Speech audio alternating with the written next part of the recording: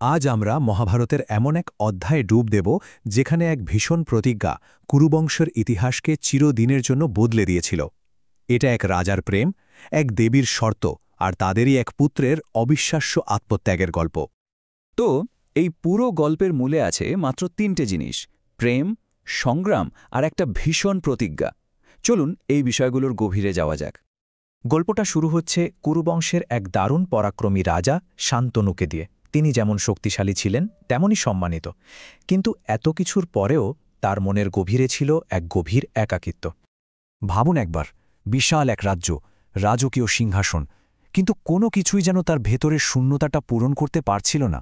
আর ঠিক এমনই একদিন শিকার করতে গিয়ে নদীর ধারে এক অপরূপা নারীকে দেখে শান্তনুর জীবনটাই যেন বদলে গেল।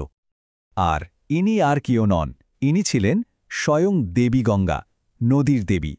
তার সেই স্বর্গীয় সৌন্দর্য আর রহস্যময়তা দেখে রাজা শান্তনু মুহূর্তের মধ্যে মুগ্ধ হয়ে যান, এতটাই যে তিনি সঙ্গে সঙ্গেই তাকে বিয়ের প্রস্তাব দিয়ে বসেন। কিন্তু গঙ্গা রাজি হলেন, তবে রাখলেন তিনটে অদ্ভুত শর্ত। ১. তিনি সিংহাসনে বসবেন না। ২. তিনি রাজপ্রাসাদে থাকবেন না। আর ৩. এবং এটাই সবচেয়ে গুরুত্বপূর্ণ, রাজা শান্তনু কোনোদিনও কোনো অবস্থাতেই তার কোনো কাজের ব্যাপারে প্রশ্ন করতে পারবেন না। প্রেমে আত্মহারা রাজা বিন্দুমাত্র দ্বিধা না করে সব শর্ত মেনে নিলেন। বিয়ে তো হয়ে গেল, কিন্তু এই আনন্দের আড়ালেই অপেক্ষা করছিল এক ভয়ঙ্কর সত্যি। গঙ্গার সেই ৩ নম্বর শর্তটা খুব তাড়াতাড়ি এক মর্মান্তিক রূপ নিতে শুরু করে। এরপর যা ঘটল তা ভাবলেও কষ্ট হয়। তাদের প্রথম সন্তান হল গঙ্গা, তাকে নিয়ে নদীর জলে ভাসিয়ে দিলেন। শান্তনু চুপ। দ্বিতীয় সন্তান, একই ঘটনা। এভাবে এক এক করে ৭টা সন্তান। রাজা শান্তনু তার প্রতিজ্ঞা রাখতে গিয়ে এই অসহনীয় যন্ত্রণা নীরবে সহ্য করে গেলেন। কিন্তু অষ্টম পুত্রের বেলায় গিয়ে এই ভয়ঙ্কর চক্রটা ভাঙল। গঙ্গা অবশেষে জানালেন যে এই সন্তানই হবে কুরুবংশের আসল উত্তরাধিকারী, আর সে বেঁচে থাকবে। আর এই অষ্টম পুত্রের নামই হল দেবব্রত। তাকে এমনভাবে বড় করা হলো যেন তিনি একাই কুরুবংশের ভবিষ্যৎ, একাই রাজ্যের আশা। একজন শক্তিশালী, ধার্মিক আর আদর্শ যুবরাজ হিসেবে তিনি বেড়ে উঠলেন।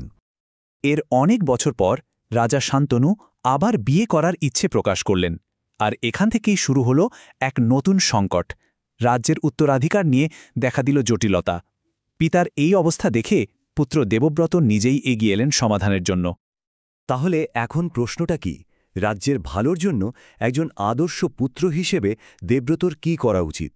একদিকে তার বাবার সুখ, আর অন্যদিকে নিজের জন্মগত অধিকার। কি করবেন তিনি? আর ঠিক তখনই গোটা রাজসভার সামনে দাঁড়িয়ে দেবব্রত এমন এক প্রতিজ্ঞা করলেন যা সবাইকেই চমকে দিয়েছিল। তিনি বললেন, আমি কোনোদিন রাজ্যের অধিকার নেব না, আমি আমার সব কিছু ত্যাগ করব। এই প্রতিজ্ঞার ভয়াবহতাটা বুঝতে হলে এর ৩টা অংশ দেখতে হবে। ১.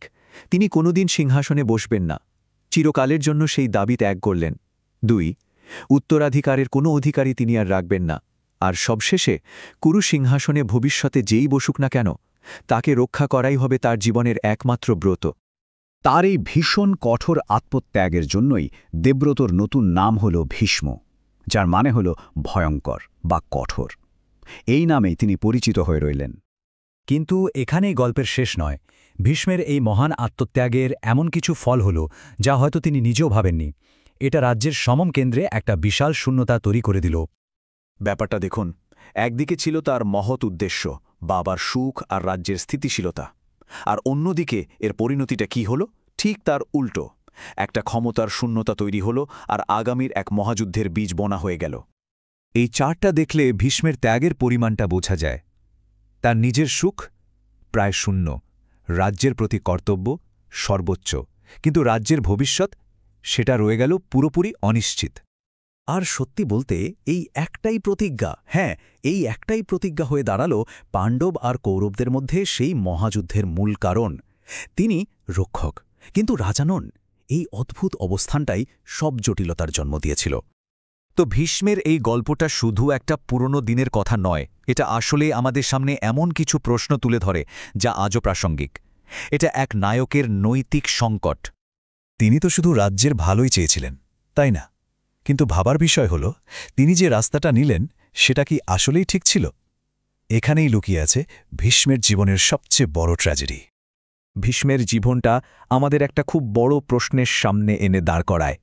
আচ্ছা, নিজের ব্যক্তিগত নৈতিকতাকে কঠোরভাবে মেনে চললেই কি সবসময় সবার ভালো হয়?